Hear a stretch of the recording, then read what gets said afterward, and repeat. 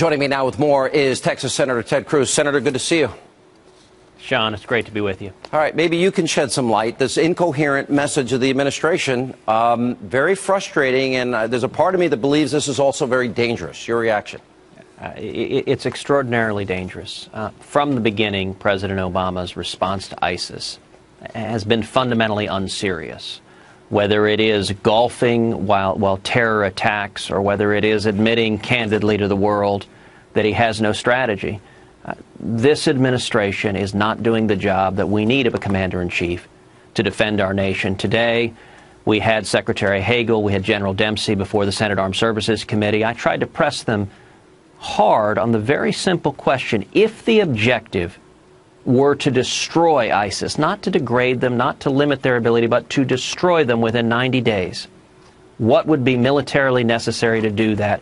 And I'm sorry to say neither gentleman could give an answer to that. Indeed, General Dempsey said the military can't do that. It's not a military operation, and their focus, sadly, seems far more focused on issues of political reconciliations, on side issues. I mean, frankly, their answers were far more those you would expect of a social worker than of military leaders. Senator, I guess that, if you look at the bombings that took place yesterday, so close to Baghdad, but that's only because ISIS has now accumulated all this territory that our troops died fighting for.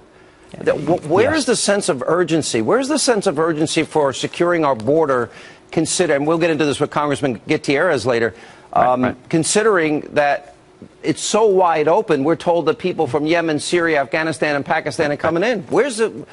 Aren't these problems we need to solve if we want to keep the American people safe? Absolutely. And you're right. There is no sense of urgency, no sense of seriousness. We've seen ISIS go from roughly 10,000 fighters to now north of 30,000. And the administration's approach, ISIS right now is the face of evil. They are crucifying Christians. They are persecuting Christians. They are beheading children.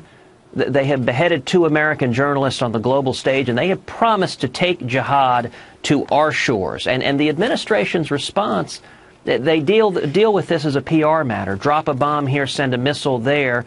When I asked General Dempsey, militarily, how would we go in and kill the terrorists before they're able to take jihad to America, his answer was, well, we need to see political reconciliation. We need to change the conditions on the ground so people are not susceptible to extremism. Look, it's not our job to be social workers in Iraq and put them all on expanded Medicaid. It is our job to kill terrorists who have declared war on America and who have demonstrated the intention and capability to murder innocent Americans. And I'd add to that, secure the border? Absolutely to secure the border. And this is an administration who resolutely refuses to secure the border.